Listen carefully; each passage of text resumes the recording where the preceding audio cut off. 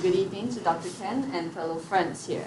So today I'll be presenting about QuarkXpress. So before I begin, does anyone know how to use QuarkXpress or any other programs that are similar, such as Photoshop or Illustrator or Adobe InDesign?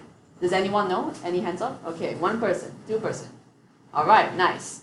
Because actually these kind of programs are actually very similar with each other. So as long as you get the layout done, then you'll be able to, familiarize yourself much more quicker. So firstly, what is QuarkXpress?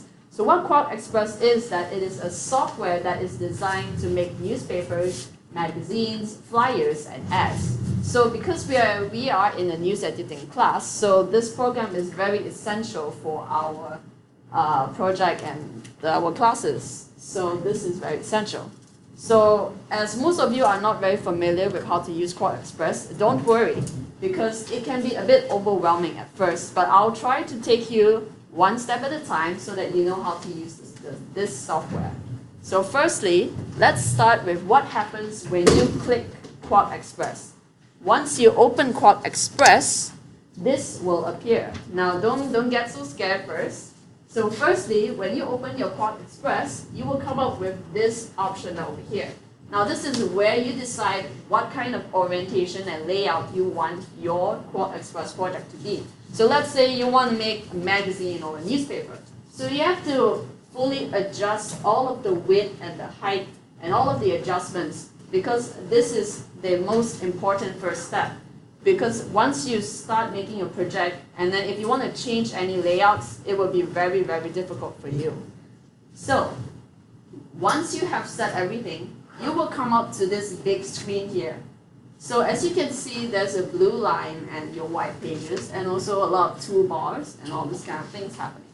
So firstly, what's important is the format. For QuarkXpress, these are the top 4 formats that are very compatible with QuarkXpress. So the first one would be QXP, XDG, text file, and documents file. So it would be most important to remember that when you want to import your things, it would be better to have these formats together. Right, so once you've got everything done, then you'll have a lot of things going on. So don't worry, I'll explain it one by one. So firstly, up here we have the toolbar. Now the toolbar, there's a lot of things happening here. But what you need to remember most is the top 3 items that I've chosen, which is the text tool, text link, and the picture content tool. What the text tool does is very self-explanatory. You can draw a box and put your text inside.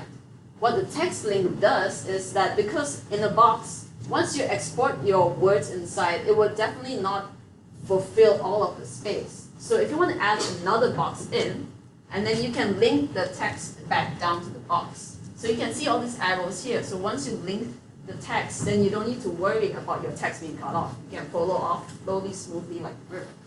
Now the next one is picture content tool. Picture content tool is easy. You just have to draw a box to put whatever images that you want to put in within that size. Now, the grid line. The grid line is the dark blue area here.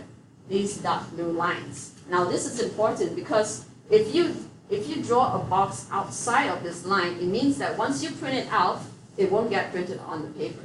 So you have to be careful with the grid lines, because grid lines are important because they are there for you to make sure that all of your things are neatly placed in the correct shapes and order.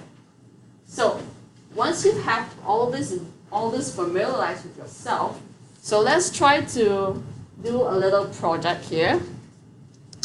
Now this is what I have done. This is what I've done.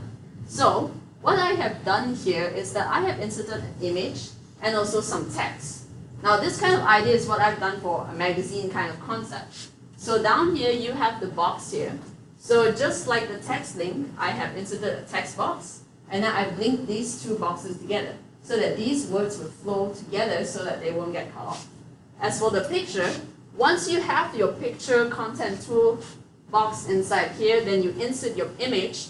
Then you can adjust with all these circles here your size so that you can make sure that it's within the box. So that once you press enter, then it will only crop that certain picture right here.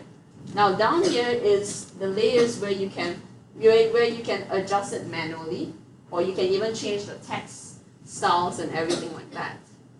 So this is just a very simple example. So next up, we have something that we call as style sheets. Now for style sheets, it is much easier to have style sheets when we are in QuarkXpress. Now what is style sheets? Style sheets is literally like a set of codes. Now once you have, let's say you're doing a project, and then you have edited all of your neat projects there. Let's say for heading 1 you wanted pink color with like font size 52 and font style Times New Roman. And then later you want your title size to be a different kind of style. But then once you save your project, then when you want to do it again with this kind of layout, it'll be gone. So that's where style sheets come in. Style sheets, you can save all of these formats and layouts so that the next time when you want to do your next project and you want the same kind of layout, you can just save the style sheet and put it back in your style sheet so that you can save a lot of time without having to change the fonts or size or anything like that. Right. So now that we know what style sheets are, let's look at the importance of typography. Now typography, just like photography, the quality of a photo counts, and that matters too for typography. Now for typography, this is important in QuarkXpress because the size, the font style, and also the spacing and the kernels between each words matter a lot. Just like as you can see here, the height, the width, everything is very important when you do typography. Now, typography, the most important elements come in 3 types of qualities. That would be intrinsic quality, implicit quality, and associative quality. Now firstly, what intrinsic quality means is all about clarity. Can you read the words well? Let's say you see Hamilton, you can read this perfectly well. But if you do something like this small words here, you can't really see it that well. Or what if you have words that are very close with each other? It wouldn't look very nice on paper itself. Now the next one will be implicit quality. Implicit quality is more of the design, the style. Let's say you're doing a newspaper. Would it appropriate to have this kind of style or this kind of style? You have to figure out what is more appropriate for depending on what kind of project that you're working on. And the last one is associative quality. Now associative quality is more of how people perceive different types of text. So let's say if we use Times New Roman, every time when we think of Times New Roman, we always think about our assignments. That's so dull and boring. So if you find a Times New Roman font in your magazine, it's going to be so dull. You're going to be reminded of your assignments. So it's better to have something more creative, a very colorful font, if you have the different kind of font for your project. So these are the 3 important elements of typography, the 3 qualities. Now that we have sort of a little idea of what QuarkXpress does and the importance of typography,